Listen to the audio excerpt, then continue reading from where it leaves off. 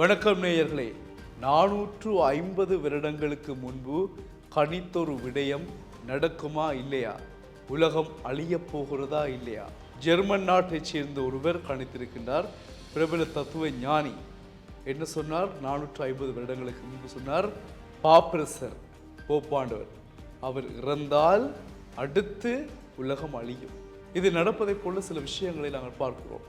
அவர் சொன்ன விஷயம் என்று சொன்னால், போப்பாண்டவர் இறந்தால் அரசியல் ரீதியிலான வீழ்ச்சிகள், பிரச்சனைகள் உலக நாடுகளில் ஏற்படும், பொருளாதார பிரச்சனைகள் உலக நாடுகள் எங்கும் ஏற்படும், ஒருவர் அடித்து தாங்கள் உலகை ஆள வேண்டும் என்று முனைவார்கள், இவ்வாறெல்லாம் சொல்லப்பட்டது.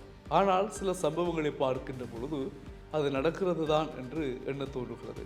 அப்படி என்றால் போப்பாண்டவரின் மறைவுக்கு பிறகு உலகம் அழியும் என்றதான விடயங்கள் பேசப்படுகின்றன. இதேபோல் இன்னொரு விடயம் பார்க்கப்படுகிறது. பீட்டர் என்கின்ற ஒருவர் ஒரு நல்ல மேய்ப்பராக இந்த உலகிற்கு கிடைப்பார். அவர் சமூக நல திட்டங்கள், செயற்பாடுகளை மேற்கொள்வார். ஆனால் அவர் தன்னுடைய காலங்களில் சிறப்பான பணியை ஆற்றினாலும், ஒரு ரோமனாக அவர் ஆற்றினாலும், உலகில் அரசியல் என்கின்ற ஒரு விடயத்தால் பல போட்டிகளும் ஒருவரை ஒருவர் பிடித்துண்கின்ற நிலை ஏற்படும். எவ்வாறு?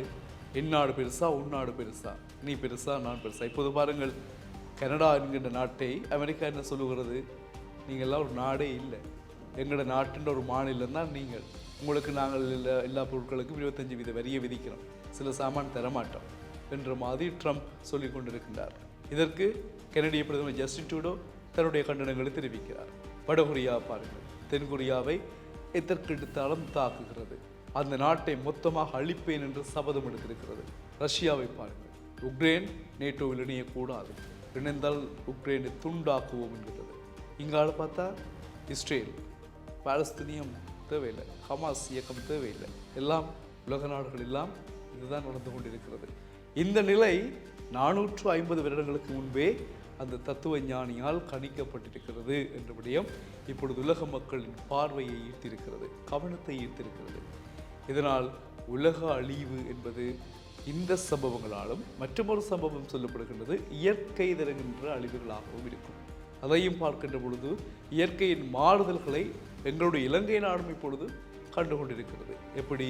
கோடை காலத்தில் மழையும், பனி காலத்தில் மழையும், மழை காலத்தில் வெயிலும், மாறி மாறியான காலநிலை மாற்றங்களை நாங்கள் பார்க்கின்றோம்.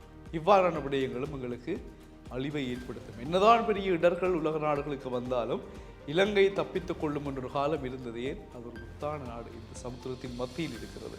அந்த நாட்டில் எந்த விதமான இயற்கை அழிவுகளும் பாடுதலமாக நடக்காது என்று. ஆனால் இடையிடையே சில பெரிய அனர்த்தங்கள் வந்த பொழுதும், அழிவுகள் வந்த பொழுதும், மலைநாட்டு பிரதேசங்கள் மற்றும் தென்பகுதிகள், சில வடபகுதியிலும் கடுமையான வெள்ளங்கள் வந்து பல மக்களுடைய வீடுகள் எல்லாம் அழிந்தன. முல்லைத்தீவு பகுதிகள், எங்களை கடற்கரை ஓரங்கள் எல்லாம் வடமாகாணத்திலே, யாழ் மாவட்டத்திலே அழிந்தன. எனவே 450 வருடங்களுக்கு முன் வாழ்ந்த அந்த தத்துவ ஞானி சொன்ன விஷயங்களால் இப்பொழுது உலக மக்கள் வயிற்றில் புளியை கட்டி கொண்டிருக்கிறார்கள். பெரிய பெரிய அறிஞர்கள், ஆராய்ச்சியாளர்கள், ஆய்வாளர்கள் என்னென்ன சொன்னார் அந்த தத்துவ ஞானி என்பதை தேடிக்கொண்டிருக்கிறார்களாம். ஏனென்றால் அதை வைத்து ஓரளவேனும் உலகத்தை காப்பாற்றலாமா இல்லையா என்று பொறுத்திருந்து பார்ப்போம் என்ன நடக்கப் போகிறது. இயற்கையை பாதுகாப்போம். இயற்கையை பாதுகாத்தால் கூட நாங்கள் ஓரளவு எங்களை தற்காத்து கொள்ளலாம். நாங்கள் எங்களுக்குள்ளேயும் பிரச்சனையை ஏற்படுத்தி எங்களுக்குள்ளாலேயே நாங்கள் அழிந்து இயற்கையாலேயும் அழிவு தேடக்கூடிய மாதிரி இயற்கையையும் நாங்கள் அழித்துக் கொண்டிருக்கிறோம். ஆக எல்லாம் நிறைவேறும் என்ற பயம் எங்கள் மனதை தொட்டிருக்கிறது. மீண்டும் சந்திப்போம்.